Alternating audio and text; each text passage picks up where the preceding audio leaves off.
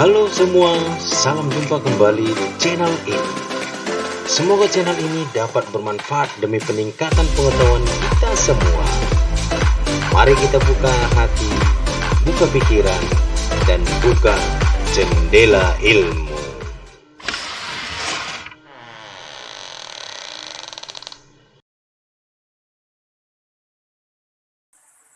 Halo, selamat pagi. Salam sejahtera untuk kalian, anak-anak ibu kelas 10. Semangat pagi, salam literasi.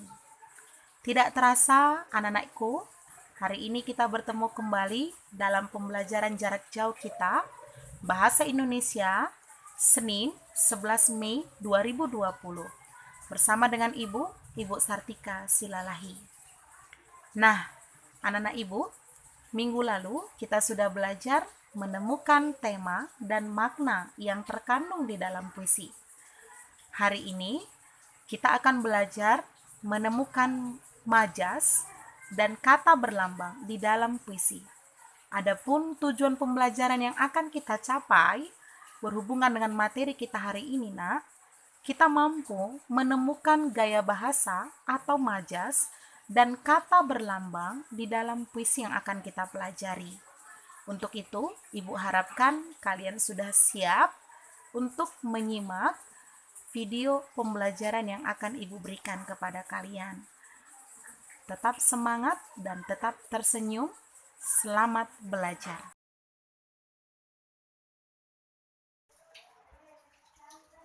Baik, anak-anakku sekalian, sebagai pendahuluan untuk materi kita pada hari ini, ada 3 yang akan kita pelajari terlebih dahulu. Yang pertama sekali kita pelajari adalah pengertian majas. Yang kedua, tujuan majas.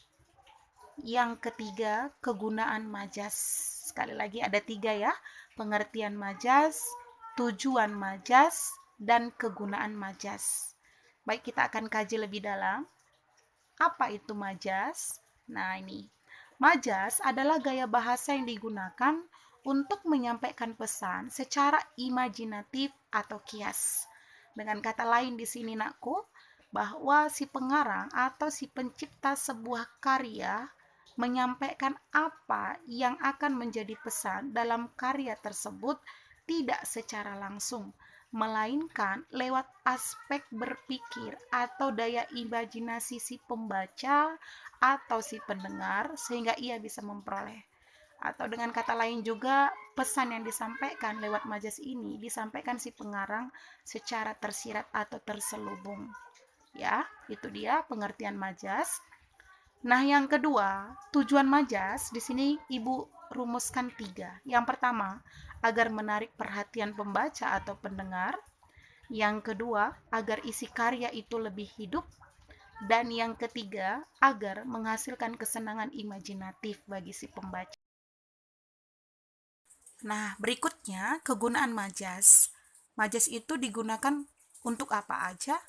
Nah, majas di sini dapat digunakan dalam karya sastra, ya. Secara umum di dalam karya sastra banyak sekali kita jumpain majas ya, Nak ya. Misalnya puisi, cerpen ataupun novel. Nah, tidak kalah juga karya yang non sastra pun demikian, seperti pidato atau ceramah. Ini biasanya digunakan untuk menarik perhatian audiens atau pendengar, ya. Itu kegunaan majas. Jadi sekali lagi, majas itu digunakan dalam karya sastra, misalnya puisi, cerpen, atau novel. Bahkan boleh juga digunakan dalam bentuk karya non sastra, misalnya pidato atau ceramah, ya. Ini dia kegunaan majas. Selanjutnya, masuk kita ke jenis-jenis majas. Nah, di dalam karya sastra, secara umum ada 4 jenis majas. Yang pertama, majas perbandingan, meliputi majas personifikasi, metafora, asosiasi, hiperbola, eufemisme, metonimia, simile, alegori, sinekdot, dan simbolik.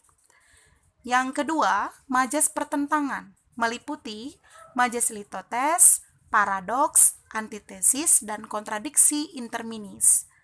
Yang ketiga, majas sindiran, meliputi majas ironi, sinisme, dan sarkasme. Dan yang terakhir, majas penegasan, meliputi majas pleonasme, repetisi, retorika, klimaks, antiklimaks, paralelisme, dan tautologi.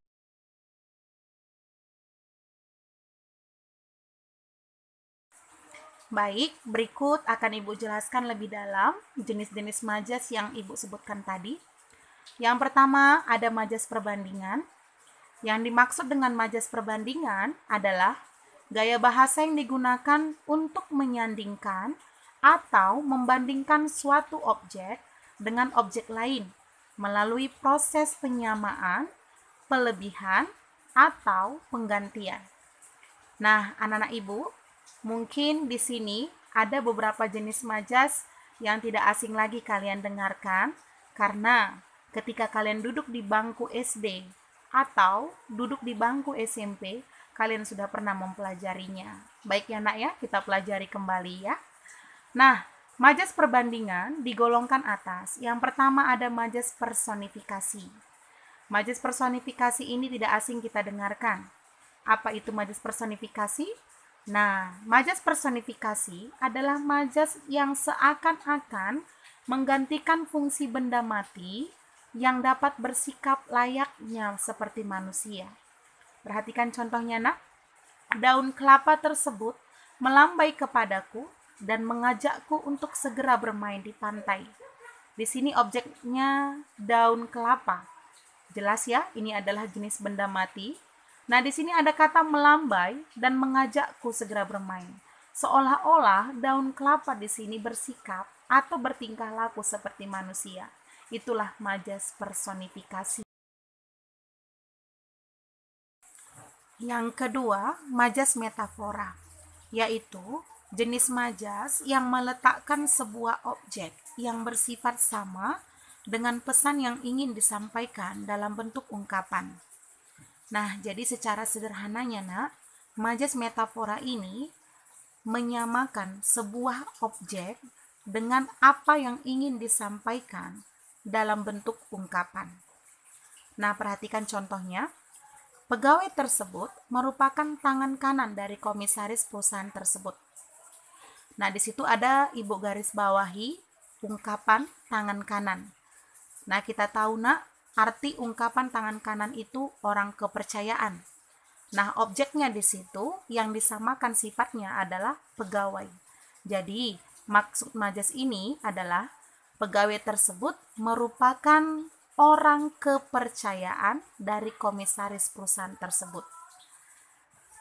Yang ketiga, majas asosiasi, yaitu jenis majas yang membandingkan dua objek yang berbeda, namun dianggap sama dengan pemberian kata sambung bagaikan, bak, atau seperti.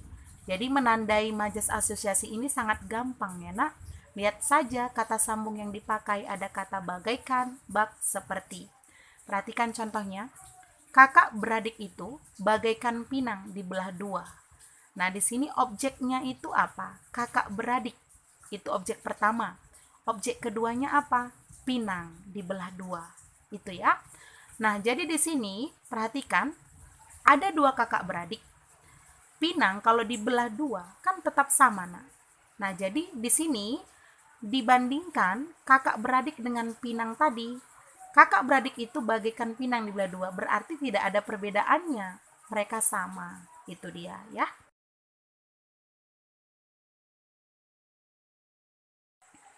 Yang keempat, majas hiperbola. Nah, ini jenis majas yang tidak asing lagi untuk kita dengarkan ya, karena tanpa kita sadari majas ini udah sering ini kita ucapkan ya nak dalam percakapan kita dengan orang lain. Nah, apa itu majas hiperbola? Majas hiperbola adalah mengungkapkan sesuatu dengan kesan berlebihan, bahkan hampir tidak masuk akal. Contohnya, orang tuanya memeras keringat agar anak tersebut dapat terus bersekolah. Berlebihan ya nak ya. Nah, contoh lagi, suaranya sampai meruntuhkan langit. Bagaimana bisa meruntuhkan langit? Tidak masuk akal ya nak. Majas itu terlalu berlebihan. Nah, yang kelima ada majas eufemisme adalah jenis majas yang menggantikan kata-kata yang dianggap kurang baik atau dianggap kasar dengan padanan yang lebih halus. Padanan di sini maksudnya anak ibu sinonim dengan kata yang memiliki makna yang sama. Contohnya perhatikan, tiap universitas dan perusahaan sekarang diwajibkan menerima difabel. Nah, di sini ada kata yang ibu garis bawahi, yaitu difabel. Difabel itu, nak, padanan katanya dari cacat, anak yang cacat. Jadi, di sini kalau kita gunakan orang cacat, itu kasar atau kurang baik didengar. Jadi kita gunakan kata yang lebih halusnya, yaitu difabel di sini. Makanya ini tergolong jenis majas eufemisme. Yang keenam, majas metonimia. Secara sederhana, majas metonimia ini menyandingkan merek atau istilah sesuatu untuk merujuk pada benda yang disebutkan secara umum. Contoh, supaya haus cepat hilang, lebih baik minum aqua. Nah, perhatikan di situ anak ibu, ada kata aqua, ibu garis bawahi, merek dari minuman, ya. Jadi majas metonimia ini ciri khasnya menyebutkan nama merek benda yang disebutkan. Yang ketujuh, majas simile. Hampir sama dengan majas asosiasi, menggunakan kata hubung bak, bagaikan, ataupun seperti. Hanya saja, majas simile ini bukan membandingkan pada objek yang berbeda, melainkan menyandingkan sebuah kegiatan dengan ungkapan, ya, bukan objek ya nak ya, tapi kegiatan objeknya itu bedanya. Contoh perhatikan di sini. Kelakuannya bagaikan anak ayam kehilangan induknya. Nah, perhatikan, kegiatannya di situ apa? Kelakuannya, berarti tindakan dari objek. Dengan apa dibandingkan anak ayam? Memang di sini perhatikan menggunakan kata bagaikan, mirip tadi seperti majas asosiasi kan, nak? Nah, jadi perbedaannya kalau majas simile yang dibandingkan itu bukan objeknya, melainkan kegiatan atau tindakan objeknya dengan kata yang disandingkan dengan menggunakan kata penghubung bagaikan. Itu dia ya. 8. Majas alegori, yaitu jenis majas yang menyandingkan suatu objek dengan kata-kata kiasan. Nah, maksudnya di sini dengan sederhana, ada objek yang fungsinya sama diberikan kata kiasan. Perhatikan contohnya. Suami adalah nahkoda dalam mengarungi kehidupan berumah tangga. Perhatikan di situ ada kata nahkoda, ibu garis bawahi. Nahkoda di sini mengandung makna kias atau makna terselubung di baliknya. Bahwa kita tahu nahkoda itu kan adalah pengemudi dalam sebuah kapal ketika mengarungi lautan. Nah, di sini juga suami, objeknya suami. Jadi sama dengan kata kiasan yang dimaksud. Suami itu diibaratkan dengan nahkoda, jadi pengemudi dalam mengarungi kehidupan rumah tangga. Jadi itu ya, majas alegori. 9. Majas sinekdot. Nah, majas sinekdot ini nak dibedakan atas dua. Yang pertama sinekdot pars pro toto, yang menyebutkan sebagian untuk menampilkan keseluruhan benda yang dimaksud. Sedangkan majas sinekdot totem pro parte menyebutkan kebalikannya, yaitu menampilkan keseluruhan untuk merujuk pada sebagian yang dimaksud. Contoh di sini, hingga bel berbunyi, batang hidung Reni belum juga kelihatan. Nah, batang hidung maksudnya di sini menyatakan satu orang ya, nak. Padahal yang disebutkannya sebagian dari satu orang itu, sebagian dari anggota tubuhnya.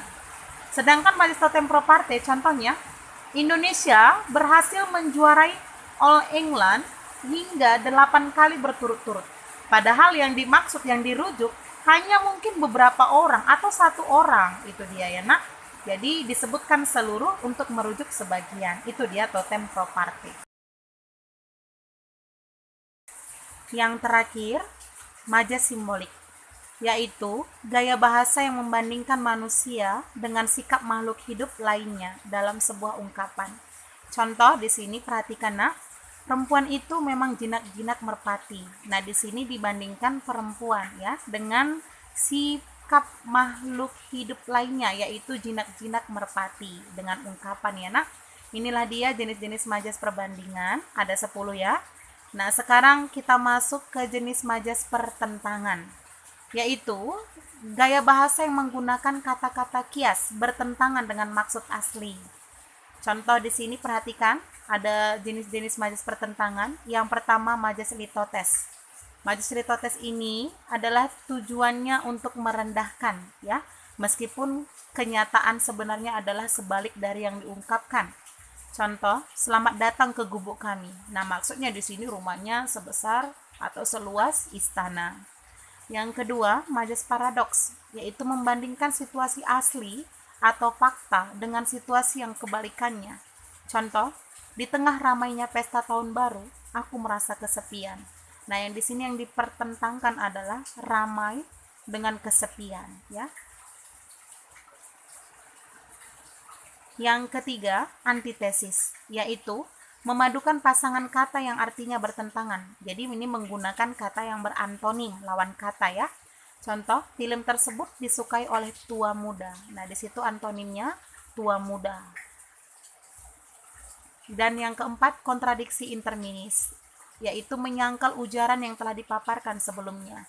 Biasanya menggunakan konjungsi kecuali atau hanya saja. Perhatikan contoh di situ, nak. Semua masyarakat semakin sejahtera, kecuali. Nah, itu dia kata sangkalannya, mereka yang berada di perbatasan. Itu dia ya, majas kontradiksi interminis.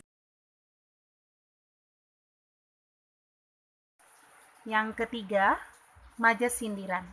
Majas sindiran ini menggunakan kata-kata kias yang tujuannya untuk menyindir seseorang ataupun perilaku dan kondisi.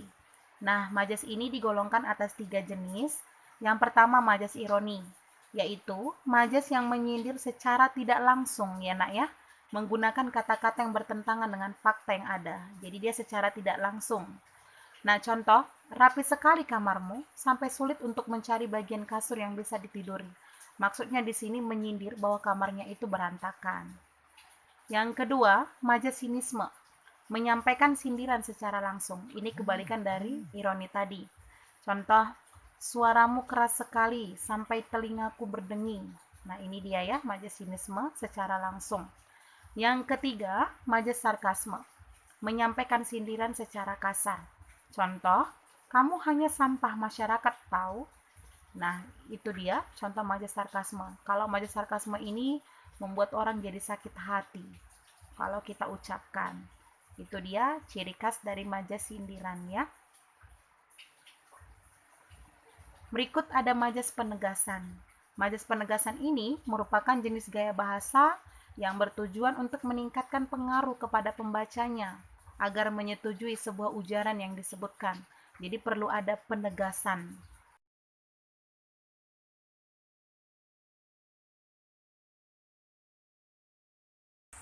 Nah, majas penegasan ini digolongkan atas 7 jenis. Yang pertama, majas pleonasme, yaitu jenis majas yang menggunakan kata-kata yang bermakna sama sehingga terkesan tidak efektif, namun memang sengaja untuk menegaskan suatu hal. Nah, perhatikan contoh di sini. Ia masuk ke dalam ruangan tersebut dengan wajah semeringah. Nah, di sini ada kata masuk dan kata ke dalam. Kalau kita pikir-pikir, kalimat ini tidak efektif karena sudah menggunakan kata yang berlebihan. Inilah yang dikatakan pleonasme. Namun, karena ini merupakan sebuah majas, maka ini tidak masalah ya nak ya. Ini hanya digunakan untuk menegaskan apa yang dimaksudkan di dalam kalimat tersebut. Yang kedua, majas repetisi, yaitu jenis majas yang menggunakan pengulangan kata di dalam sebuah kalimat.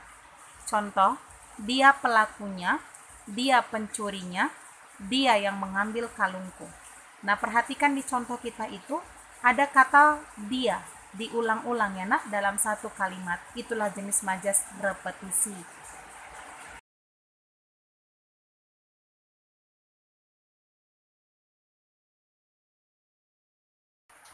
Yang keempat, majas klimaks, yaitu jenis majas mengurutkan sesuatu dari tingkatan rendah ke tinggi. Contoh di sini perhatikan anak ibu, bayi anak kecil, remaja, orang dewasa, hingga orang tua seharusnya memiliki asuransi kesehatan. Perhatikan di situ ada pengurutannya ya nak, dari bayi, anak kecil, remaja, orang dewasa, hingga orang tua. Itulah contoh majas klimaks. Nah yang kelima, majas anti klimaks. Ini merupakan jenis majas kebalikan dari klimaks, dimulai dari tingkatan dari yang tinggi ke yang rendah. Contoh, masyarakat perkotaan, pedesaan, hingga yang tinggi di dusun seharusnya sadar akan kearifan lokalnya masing-masing. Perhatikan urutannya di situ ya nak, kebalikannya ya. Nah, seandainya pun majas klimaks ini kita urutkan, jadi kita ubah dia jenis majas anti klimaks, boleh ya. Kita lihat di sini nak. Contohnya, orang tua, orang dewasa, remaja, anak kecil, bahkan bayi seharusnya memiliki asuransi kesehatan. Nah, itu bisa kita ubahkan jadi majas anti klimaks ya. Itu bedanya ya. Majas anti klimaks dengan anti klimaks. Nah, yang keenam, majas paralelisme, yaitu jenis majas yang mengulang sebuah kata dalam bentuk definisi berbeda ya. Jika pengulangannya berada di awal, disebut itu anafora. Namun jika pengulangannya berada di akhir, disebut itu epifora. Perhatikan contohnya nak. Kasih itu sabar, kasih itu lemah lembut, kasih itu memaafkan. Nah, di situ ada kata kasih itu, kasih itu, kasih itu. Pengulangannya di awal, maka disebut ini paralelisme berbentuk anafora. Ya. Baiklah, majas yang terakhir dari majas penegasan ini adalah majas tautologi, yaitu majas yang menggunakan kata-kata bersinonim atau bermakna sama atau berpadanan kata untuk menegaskan sebuah kondisi atau ujaran yang dimaksud. Perhatikan contohnya nak. Hidup akan terasa tentram, damai, dan bahagia jika semua anggota keluarga saling menyayangi. Perhatikan di situ ada kata tentram, damai, dan bahagia. Ini merupakan kata yang sama maknanya, digunakan dalam sebuah kalimat bermajas untuk menegaskan sebuah kondisi atau ujaran yang dimaksudkan. Nah, demikianlah penjelasan Ibu mengenai majas dalam sebuah karya sastra, khususnya puisi.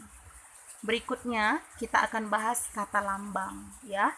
Sebuah puisi akan banyak kita jumpai kata-kata yang berlambang. Maksud kata lambang di sini adalah kata-kata tertentu yang digunakan untuk melambangkan sesuatu yang mirip sifatnya. Misalnya, bunga melambangkan kecantikan atau gadis, api melambangkan kemarahan, baja melambangkan kekuatan atau ketangguhan, dan lain-lain sebagainya. Baiklah, anak-anak Ibu, berikut ini ada teks puisi, judulnya Padamu Jua, karya Amir Hamzah. Silakan kalian baca dan pahami isi puisi berikut ini. Lalu, tugas kalian nak, pertama, temukan beberapa jenis majas yang terdapat dalam puisi tersebut, lengkap dengan pembuktiannya ya nak, kutipan dari kalimat yang mengandung majasnya. Yang kedua, temukan kata lambang yang ada dalam puisi tersebut. Nah, kerjakan di buku latihan kalian, kirimkan ke WA pribadi Ibu seperti biasanya. Selamat mengerjakan tugas, sampai jumpa untuk pembelajaran kita berikutnya. Tetap jaga kesehatan, selamat pagi, semangat untuk beraktivitas. Terima kasih.